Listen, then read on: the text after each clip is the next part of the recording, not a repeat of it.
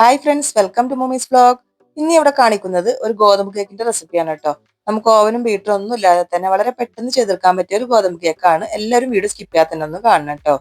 അതിനുവേണ്ടി ഞാനൊരു പാത്രത്തിലേക്ക് അരിപ്പ് വെച്ച് കൊടുത്തിട്ടുണ്ട്. അതിലേക്ക് 1/2 കപ്പ് ഗോതമ്പ് മാവാണ് ഇട്ടിട്ടുള്ളത്. 1/2 ടീസ്പൂൺ ബേക്കിംഗ് പൗഡറും ഒരു 1/4 ടീസ്പൂൺ ബേക്കിംഗ് സോഡയും കൂടി ഇട്ടിട്ട് അത് നന്നായിട്ടൊന്ന് അരിച്ചെടുക്കണം. 125 ml കപ്പിലാണ് എടുത്തിട്ടുള്ളത് 1/2 കപ്പ്.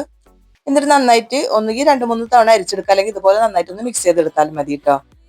ഈ ഒരു സോസ് പാനിലാട്ടോ കേക്ക് ബേക്ക് ചെയ്യുന്നത്. അപ്പൊ കേക്ക് ടിൻ ഉണ്ടെങ്കിൽ അങ്ങനെ ചെയ്താലും മതി, ഇല്ലാത്തവർക്കാണെങ്കിലും ഇതുപോലെ ചെയ്യാന്നുള്ളതാണ് ഞാൻ കാണിക്കുന്നത്. അപ്പൊ അതിൽ കുറച്ച് ഓയിലൊന്നും ഒഴിച്ചു കൊടുത്തിട്ടുണ്ട്. അത് എല്ലാ ഭാഗത്തും ഒന്ന് സ്പ്രെഡ് ചെയ്തെടുക്കണം. ശേഷം അതിലൊരു ബട്ടർ പേപ്പർ വെച്ച് കൊടുക്കണം. ബട്ടർ പേപ്പർ ഇല്ലെങ്കിൽ മൈദ ഒന്ന് സ്പ്രെഡ് ചെയ്ത് കൊടുത്താൽ മതി. എല്ലാ ഭാഗത്തും മൈദ സ്പ്രെഡ് ചെയ്താൽ മതി കേട്ടോ. ഇനി ഒരു മിക്സഡ് ജാറിലേക്ക് ഞാൻ 6 ടേബിൾ സ്പൂൺ പഞ്ചസാര എടുത്തിട്ടുണ്ട്. അതൊന്ന് പൊടിച്ചെടുത്തിട്ട് വരാം. അത് നന്നായിട്ട് തന്നെ പൊടിച്ചെടുത്തിട്ടുണ്ട് കേട്ടോ. അതിലേക്ക് ഒരു മുട്ട പൊട്ടിച്ചൊഴിച്ചു കൊടുക്കാം. 1/2 ടീസ്പൂൺ വാനില എസൻസും ഒരു നുള്ളുപ്പും കൂടി ഇട്ട് കൊടുക്കാം. വാനില എസൻസ് ഇല്ലെങ്കിൽ ഏലക്ക പൗഡർ ഉണ്ടെങ്കിൽ ഒരു 1/4 ടീസ്പൂൺ ഇട്ട് കൊടുത്താൽ മതി. അപ്പൊ ആ മുട്ടയുടെ മണക്കൊന്നും മാറി കിട്ടും. ഇനി ഒരു ബൗളിലേക്ക് അതൊന്ന് ഒഴിച്ചു കൊടുക്കാം. ഇനി അതിലേക്ക് 2 ടേബിൾ സ്പൂൺ ഓയിലാണ് ഒഴിച്ചു കൊടുക്കുന്നത്. ഓയിൽ വേണമെങ്കിൽ നമുക്ക് അടിക്കുന്ന സമയത്തായാലും ഒഴിച്ചു കൊടുക്കാം. അധികം ഇട്ട് അടിക്കരുതെന്ന് മാത്രം. എന്നിട്ട് നന്നായിട്ടൊന്ന് മിക്സ് ചെയ്തെടുക്കാം. ഇനി അതിലേക്ക് നമ്മൾ അരിച്ചു വെച്ചിട്ടുള്ള ഗോതമ്പ് മാവ് കുറേശ്ശെ ആയിട്ട് ഇട്ടിട്ട് ഇതുപോലെ ഒന്ന് മിക്സ് ചെയ്തെടുക്കണം. നമ്മൾ എപ്പോഴും കേക്കിന് വേണ്ടിയിട്ട് മിക്സ് ചെയ്യുന്ന സമയത്ത് ഒരേ ഡയറക്ഷനിൽ തന്നെ മിക്സ് ചെയ്യാനായിട്ട് നോക്കണം. അങ്ങോട്ടും ഇങ്ങോട്ടും ഒന്നും ഇട്ടിട്ട് ഇളക്കരുത് കേട്ടോ. ഇനി അതിലേക്ക് 1 ടേബിൾ സ്പൂൺ പാൽ ഒഴിച്ചു കൊടുത്തിട്ടുണ്ട്. ഇനി കുറച്ചും കൂടി ഗോതമ്പ് മാവ് ഇട്ട് കൊടുക്കുന്നുണ്ട്. 3 തവണയായിട്ടാണ് ഞാൻ അത് മിക്സ് ചെയ്തെടുക്കുന്നത്. നമ്മുടെ മക്കളൊക്കെ സ്കൂളിൽ ഇട്ട് വരുമ്പോൾ നമുക്ക് പെട്ടെന്ന് തന്നെ തയ്യാറാക്കി കൊടുക്കാൻ പറ്റിയ ഒരു കേക്കാണ്. ഇത് ഹെൽത്തി ആയിട്ടുള്ളതാണ് കേട്ടോ. 1 ടേബിൾ സ്പൂണും കൂടി പാൽ ഒഴിച്ചു കൊടുക്കുന്നുണ്ട്.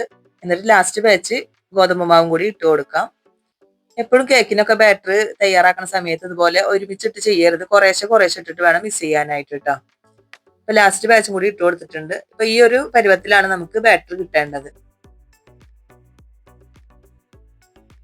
ഇതുപോലെ വേണം ബാറ്റർ കിട്ടാനായിട്ട്. ഇത് നമുക്ക് കേക്ക് ബേക്ക് ചെയ്യുന്ന പാത്രത്തിലേക്ക് ഒഴിച്ചു കൊടുക്കാം.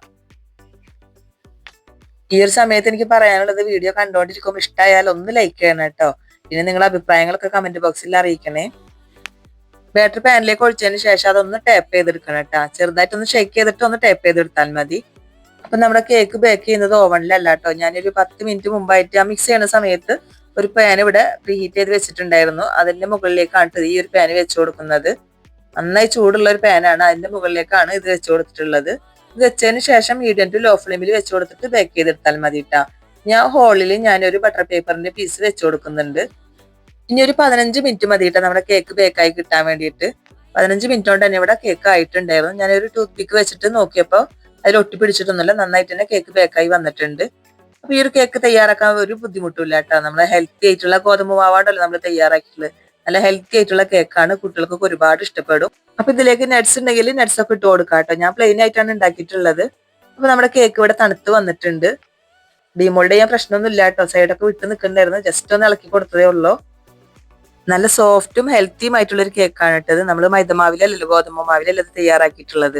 ചായ തിളക്കുന്ന ഒരു സമയം മതി ഈ ഒരു കേക്ക് തയ്യാറാക്കാനായിട്ട്. നല്ല അടിപൊളി സ്പഞ്ചാണ്.